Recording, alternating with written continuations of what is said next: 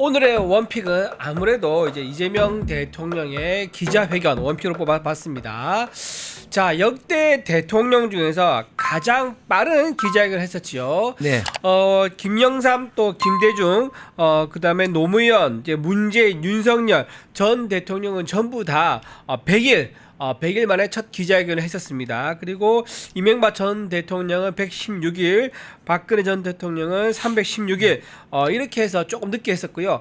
나머지는 대부분 100일 만에 이제 기자회견을 했었는데, 이재명 대통령은요, 야, 취임한 지 딱 한 달 됐습니다. 불과 30일 만에 바로 기자회견을 했습니다. 그래서 기자회견을 하면은 뭔가 본인이 이루는 업적이라든가 성과에 대해서 홍보를 하고 자랑을 하려고 보통 많이 하거든요. 그래야지 또 기자회견하면 문답하는 내용이 있는 거니까. 그런데 지금 사실상 30일이라고 하면요, 내용보다는 뭘 하겠다는 계획 그 정도밖에 없을 것 같아서 과연 무슨 내용을 기자회견을 할 것인가라는 이제 의문이 이제 많았었는데, 아니나 다를까 이번 기자회견은요 역시나 좀 겉은 화려하고 형식은 좀 파격적인 듯 했지만 실제 내용은 텅 비어 있는 겉바속공, 그러니까 겉은 바삭하고 속은 비어 있는 그런 기자회견이 되었던 것 같습니다. 특히 이제 기자들 질문 중에서 답을 하실 때 굉장히 말을 길게 하셨어요. 장황하게. 그래서 어떻게 질문하고 다른 내용인데 무슨 말인지 모르겠다, 이런 반응도 많았다고 합니다. 맞습니다. 오늘도 우리 리브트님 이렇게 보내주셔서 감사합니다. 예, 그리고 고맙습니다. 항상 우리 쌈창에서 쿠시타를 정말 애청하시고 격려해 주시는 김은원님, 하태성님, 박혜정님, 그리고 얼음로제님 정말 너무너무 감사드립니다. 아이고, 우리 또 북핵 폐수는 안동댐으로 하시면 안 됩니다. 예, 오늘 전반적으로 이재명 대통령의 기자회견을 평가한다면 저는 말은 화려했지만 그러나 알맹이는 전혀 없었다. 네네. 그런 어떤 평가를 좀 내리고 싶고, 취임 윤석열 대통령이 100일 기자회견 했을 때 당시에 민주당 대변인이 어떤 이야기를 했냐면은 너무 낯뜨거운 자화자찬이다, 이런 이야기를 했습니다.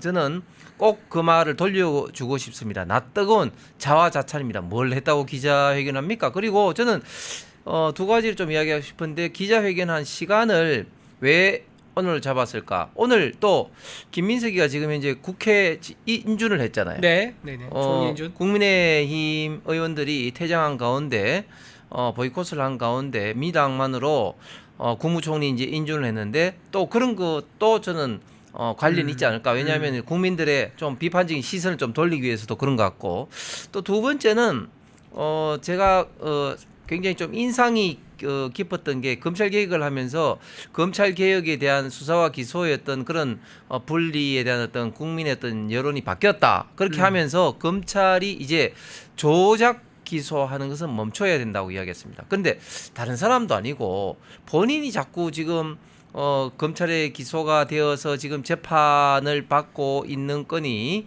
지금 5건이나 되고, 또 법원이 미리 알아서 지금 현재 그 공직자 선거법의 파기환송심, 대장동, 그리고 위정교사, 가장 최근에는 또 법카 관련된 재판도 지금 현재 무기 연기가 되는데, 이런 어떤 상황에서 본인의 어떤 재판이 그러면 다 모조리 다 이런 검찰의 조작 기소냐, 이런 어떤 이야기를 어떻게 이렇게 기자회견을 통해서 뻔뻔하게 할 수 있는지, 참 이 기자회견이라는 형식을 빌어서 또 하나의 대국민 쇼를 한 것 같습니다. 여러분 혹시 리플리 증후군이라고 아세요? 거짓말을 계속 하는데, 거짓말을 하면서 정말 거짓말이 진짜게 바라는 간절한 마음이 있잖아요. 그러면 정말로 거짓말 하는 사람이 그걸 믿고 진실로 착각한다 그러더라고요. 지금 이재명 대통령이 지금 그런 꼴입니다. 검찰이 자기 사건을 조작해가지고 혐의를 씌웠다고 그렇게 믿고 있는데, 이제는 이제 실제로 그런 일이 생겼다고 이제 착각하고 있는 이제 그런 리플리 증후군이 이재명 대통령이 나타난 게 아닌가, 굉장히 우려가 됩니다. 그리고 오늘 또 하나 했던 말 중에 좀 주목할 말이 좀 있는데요. 검찰 개혁은 자업자득이다라고 얘기를 했다고 합니다. 자, 자업자득 굉장히 위험한 말입니다. 자, 이런 인식이 우려를 나타내면서요, 제가 드리고 싶은 말은 검찰 개혁의 본질은 이재명 표의 검찰 개혁의 본질은 권한을 쪼개서 검찰의 권한이죠. 권한을 쪼개서 좌파 인사들에 대해서는 손 못 대게 하는 것. 이것이 바로 지금 이재명 대통령이 생각하고 있는 검찰 개혁인 겁니다. 지금 보십시오. 어떻게 합니까? 수사와 기소를 분리하지요. 또 수사와 기소의 최고 정점에 있는 부처 장관을 지금 누구라 칩니까? 둘 다 국회의원 출신이라 칩니다. 정성호 국회의원이 법무부 장관으로 하죠. 그 밑에 공소처가 이제 생길 겁니다. 그리고 행안부 장관 누가 합니까? 윤호중 의원이 갑니다. 그 밑에 국수범 중수청이 있는 거죠. 자, 이렇게 수사와 기소를 분리시키면서 수사를 먼저 해야지 기소를 할 수 있는데 수사를 할 때 좌파 인사네, 민주당, 더불어민주당 인사네 하면은 수사를 덮는 거예요. 그리고 국민의힘 의원 관련된 제보가 들어왔다면 거기 오히려 살을 붙여가지고 또는 내용을 언론에 흘리면서 더 적극적으로 수사를 하는 겁니다. 그렇게 해서 그를 기소로 넘겨버려서 사건을 만드는 거죠. 자, 이런 식으로 굉장히 정치적으로 지금 이제 사정기관이 움직일 수 있는 그런 시스템을 만들어놨다. 현역 국회의원들이 거기 간 이유는 사정정국을 만들기 위한 꼼수가 아니겠느냐 그렇게 생각을 하고요. 또 하나 추가로 말씀드리면 통일 인식에 대해서도 좀 말씀드립니다. 야, 오늘 통일 인식이 굉장히 좀 우려스러웠던 부분이 뭐냐면은 통일 이야기를 하면 오해받을 수 있다라고 그렇게 본인이 얘기를 했습니다. 누구로부터? 무엇을 오해를 받는다는 겁니까? 참 이해가 안 되죠. 헌법 4조는요. 대한민국은 통일을 지향한다고 했습니다. 그리고 대통령은 평화적 통일 정책을 수립하고 추진한다라고 헌법 4조에 명시되어 있습니다. 자, 그럼 이재명 대통령의 의무사항이죠. 자, 그런데 지금 이상한 기류가 있습니다. 자, 몇 년 전에 김정은이 뭐라고 했습니까? 통일은 없다라고 말을 했었고요. 그리고 바로 이어서 임종석 전 비서실장이 두 개의 대한민국으로 이제 우리가 생각을 바꿔야 된다고 얘기합니다. 세상에 지금 우리 한민족이 지금 황당하게 분당이 돼서 이어져 왔고 헌법에 나와 있는 통일에 대한 노력 의무가 있습니다. 불구하고 임종섭 전 비서실장이 김정은이 말한 대로 마치 북한의 지령을 받은 것처럼 두 개의 대한민국으로 확증을 하고 이걸로 고착화시키자. 이런 취지의 말을 했었는데 지금 거기에 의해서 이재명 대통령도 통일에 대해서는 오해의 소지가 있으니까 말을 꺼내지 말아야 한다.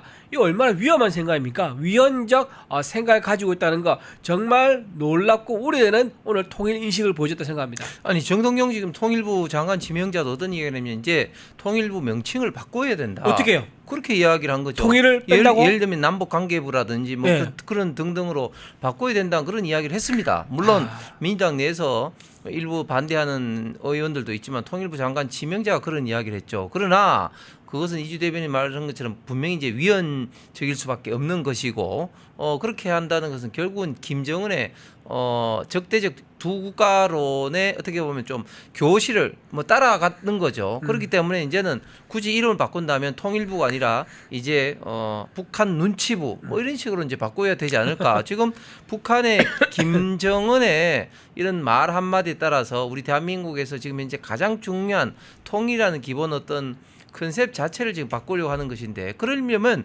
통일부 자체를 폐지해야 돼요. 왜냐하면 통일부는 한시적 부서 아닙니까? 통일을 위해서 그런 거고 만약에 굳이 뭐 통일을 뭐 쓸 필요 없다 이렇게 생각하면 통일부 자체를 폐지하고 외교부에서 그 업무를 하면 되는 겁니다. 그렇죠. 그런데 통일부의 업무도 하면서 또 부처의 이름을 바꾼다? 그리고 그것도 지금 김정은의 적대적 두 국가론을 동조하는 그런 어떤 인식을 가지고 바꾼다는 것은 저는 완전히 지금 현재 이재명 정부가 친북 정권이다, 친중 정권이다, 또 김정은의 눈치를 본 정권이다 하는 것을 스스로 인정하는 꼴이라 생각합니다. 그렇습니다. 그리고 오늘 이제 네티즌 중에서 이런 말씀 해주셨네요. 배추 총리, 그러니까 지금 김민석 후보를 말하겠죠. 김민재 총리가 됐죠.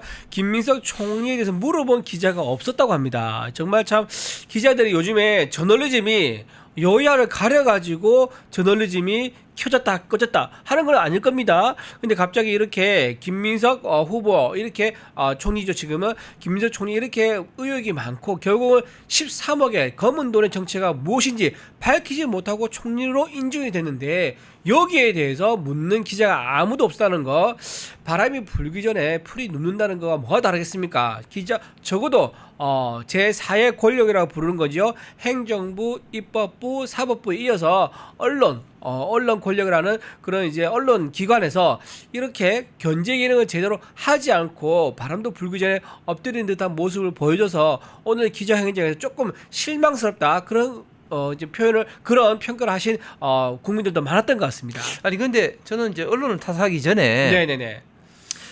대통령실에서 결국 어떤 식으로 오늘 기자회견을 했냐. 물론 이제 기자회견 형식은 마치 뭐 자유 발언하는 형식으로 했지만 제가 볼 때는 사전에 정리를 한 것 같습니다.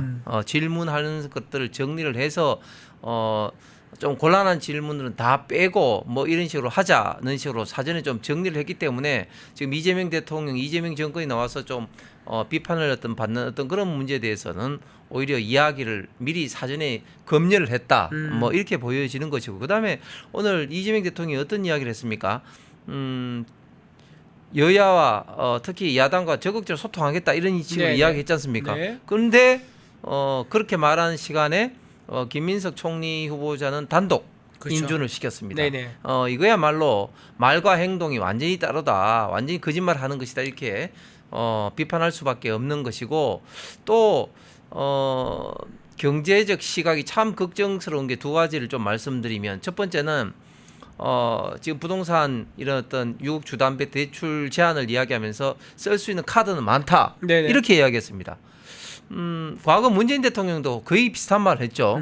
그런데 결국 문재인 정부 때 부동산 가격을 잡았습니까? 오히려 잡지 못하고 오히려 부동산 가격이 더 치솟고 경제적 어떤 왜곡이 돼서 실수요자들 특히 젊은 청년들이라든지 가난한 가정에서 더 서울의 아파트를 집을 마련하기 어려운 그런 상황으로 만들어 버렸습니다. 저는 뭐 쓸 카드가 많다. 쓸 카드가 많겠죠. 그러나 그게 시장과는 완전히 동떨어진 그런 어떤 카드가 될 가능성이 많다. 그러니까 경제학적으로 부동산 가격을 잡기 위해서는 결국은 수요의 어떤 수요 억제 정책도 필요하지만 부동산 공급을 늘리는 정책도 필요한데 아마 좌파 정권에서 부동산 공급하는 정책은 지금까지도 거의 펴오지 못했습니다. 앞으로 이재명 정권도 마찬가지인데 그래서 쓸 카드는 많다고 큰 소리는 치지만 결국은 부동산 가격을 잡지는 못할 것이고 오히려 큰 지금 지금 현재 부작용만 앞으로 저는 일으킬 거라 보고 또 두 번째 어떤 이야기를 했냐면은 앞으로 또 이렇게 민생 지원 같은 이런 걸 할 거냐 하니까 더 할 수도 있는데 재정 상황이 넉넉지 않아서 한번 두고 봐야 될 것 같다 이렇게 이야기하고 있습니다. 하겠다는 얘기네요. 그럼요. 그래서 네. 이게 뭐 자기 돈 아니라고 막 쓰겠다는 거죠. 이게 문재인 정부 때나 제가 볼 때는 차이가 없는 게 문재인 정부 때 이렇게 막 썼기 때문에 국가 부채가 440조 이상 늘어난 거 아닙니까? 네, 그렇죠. 지금 제가 볼 때는 막 쓸 것 같아요. 그래서 우리가 이미 이 시간에도 몇 번 다뤘습니다만은 그동안 이제 이렇게 좌파 정부에서 문재인 정부 때도 그렇고 막 쓸 때 가장 걸림돌이 뭐였습니까? 기획재정부에서 여러 가지 어떤 재정 건전성을 가지고 비판을 하니까 이번에 어떻게 하려고 하는 겁니까? 그 기획재정부에 있는 예산 편성권을 따로 떼내 가지고 그것을 국무총리실 산하로 지금 옮기려 하잖아요. 처음에는 대통령실 옮기려고 그랬었죠. 예, 그러니까 네. 비판을 받으니까 국무총리실 산하로 그러니까 뭐 기획 뭐 김민석 이제 총리 예를 바뀌는 들면 거예요? 뭐 예산처나 뭐 네네. 그 정도로 하려고 하는 것이겠죠. 그런 식으로 해서 이제는 뭐 비판하는 그런 부처 없이 막 직접적으로 컨트롤해서 막 쓰겠다 이런 어떤 저는 예정을 하고 있는 기자회견이다. 대통령의 마음속에 그런 어떤 생각이 지금 이제 드러난 것 같습니다. 네, 그렇습니다. 그리고 방금 말씀하신 것 중에서 조금 추가로 말씀드리면은 이재명 대통령 오늘 이렇게 얘기했습니다. 이번 대출 규제는 맛보기 정도에 불과하다. 부동산 정책이 많이 있다. 그러니까 추가적으로 뭔가 플랜 B, C, D 이런 게 쭉 있는 것처럼 느껴집니다. 자, 그렇게 말했는데요. 여러분 이거 어디서 들어본 것 같지 않습니까? 그렇습니다. 바로 2017년에 딱 문재인 전 대통령이 똑같은 말을 했었습니다. 자, 2017년 8월 17일입니다. 그때는요, 제목이 이겁니다. 국민이 묻고 대통령이 답하다라고 해서 청와대에서 취임 100일 만에 영빈관에서 기자들과 기자 간담회를 했었습니다. 그때도 똑같은 질문이 나왔었어요. 그때 문재인 전 대통령이 뭐라고 얘기했냐면은 더 강력한 부동산 대책이 주머니에 있다라고 얘기했습니다. 지금 화면에 띄워주시죠. 네. 자, 정말 기시감이 느껴지지 않습니까? 저렇게 똑같은 말을 했다. 자, 이게 똑같은 말을 했다는 것은 무슨 얘기죠, 지금? 자, 사실상 이재명 대통령이 뭔가 다른 거를 가지고 있는 것처럼 얘기는 하고 있지만 실제로는 문재인 전 대통령이 썼던 카드, 그 이상의 카드는 없는 게 아닌가라는 생각이 든다는 겁니다. 자, 지금 보면요. 지난번에도 문재인 전 대통령은 조세 정책과 세금 정책이죠. 세금과 금융 정책으로 부동산을 잡았었죠. 그래서 28번이나 부동산 정책을 내놨지만 결국 뭡니까? 대참패, 완전 실패를 했고요. 오히려 많은 정말 필요한 실수요자들에게 집을 이제 실수요자가 집을 갖지 못하는 그런 상황을 만들었었습니다. 자, 그런데 지금 이재명 대통령 똑같은 길을 걸어가고 있습니다. 대출 규제하고 있죠. 곧 있으면 세금 관련된 또 대책을 내놓을 겁니다. 그러면서 공급 대책은 또 내놓지 않을 겁니다. 문재인 전 대통령도 공급 대책을 내놓지 않았었죠. 자, 이런 식으로 똑같은 길을 걸어가는 게 보여서 저는 이번 정부도 부동산 대책의 결과는 비슷하겠구나 걱정이 됩니다. 졸지에 옆에 가만히 있다가 벼락거지가 된 게 아닌 벼락거지가 되면 어떡하나 이런 생각도 들기도 하고요. 오히려 더 올라갈 거기 때문에 부동산이 더 올라갈 거기 때문에 서둘러서 혹시나 사채에서 돈을 끌어와서 집을 사겠다는 사람까지 나타나면 어떡하나 정말 걱정이 큽니다. 그래서 현재 상태에서는 현금 가진 소수의 부자 그리고 현금을 가지고 있는 중국에 있는 부자들만 우리나라 집을 살 수 있게 되는 이런 황당한 상황이 되고 있는데 이런 상황을 우리가 막아야 됩니다. 그래서 국민의힘 의원들이 좀 더 야성을 가지고 싸워줘야 한다라고 말씀드립니다. 예, 결국은 좌파 정권에서는 제가 볼 때는 경제적 문제 때문에 정권을 심판받을 수밖에 없는데 그 중에서도 가장 지금까지 문제가 많이 터졌는 것이 이제 부동산인 것 같습니다. 그렇죠. 문재인 정부 때도 가장 비판을 받은 것이 결국 이제 부동산 문제인데 이번 이재명 정권에서도 결국은 부동산 문제가 우리 대한민국 국민들이 정말 좌파 정권 안 되겠구나 하는 어떤 심판의 가장 중요한 어떤 근거가 되지 않을까 생각을 합니다. 결론적으로 오늘 이재명 대통령의 지금 정권 30일째 만에 기자회견은 정말 뜨거운 자화자찬에 불과했다. 그리고 그런 것들이 상당히 거짓과 진실되지 않은 어떻게 보면 좀 입에 맞춘 그런 기자회견이었다고 봅니다. 그럼에도 불구하고 제가 봤을 때 일단 쇼를 좀 잘한다. 국민들이 볼 때는 사실은 그래도 이재명 대통령이 와서 뭔가 좀 국민들하고 소통하려고 하네. 뭐 이런 어떤 인상은 제가 볼 때는 상당히 좀 줄 수는 있을 것 같습니다. 그런데 저희 같은 방송에서 이렇게 좀 치밀하게 정확하게 비판을 하지 않으면 보통 국민들은 그런 어떤 부분들에 대해서 잘 모릅니다. 모르고 넘어갈 수 있죠. 예, 그러니까 저희들 같은 어떤 방송이 더 많은 분들이 좀 보시고 그리고 더 많은 분들에게 좀 알려줄 필요가 있다. 최근에 특히 우파 보수 진영의 유튜브들 저희들 이제 쌈청사만 하더라도 사실은 그 전에 비해서는 좀 많이 조금 조회수라든지 이런 게 좀 떨어졌는데 이렇게 될수록 저희가 더 목소리를 좀 내기가 어려운 상황 아니겠습니까? 우리 댓글에도 많은 분들이 좀 좋아요 많이 눌러달라 김시영 선생님이나 이렇게 많은 분들이 하신데 딱 맞는 말씀이십니다. 지금 많은 분들 우리 김원아님이나 하태성님이라든지 계속적으로 이렇게 댓글로서 성원해 주시는데 많은 분들 앞으로도 더 많은 국민들이 우리 이재명 정권의 실상을 제대로 알 수 있도록 저희들이 열심히 좀 이야기된 것들이 좀 퍼져나갈 수 있도록 더 많은 좀 성원, 좋아요, 댓글 부탁을 드리겠습니다. 자, 여기서 조금 하나 더 보태고 넘어갈 건데요. 이재명 대통령이 지금 쇼를 참 잘한다라고 이제 평가를 좀 하고 있습니다. 자, 평가인지 지적인지 그거는 뭐 국민들 판단이 나름이 있는데 자, 이렇게 쇼에 집중하다 보니까 부작용도 있습니다. 바로 광주에 갔었을 때 광주 타운홀 미팅을 했었죠. 그때 그 부작용도 있었습니다. 어떤 내용인지 제가 잠깐 말씀드릴게요. 말씀드릴게요.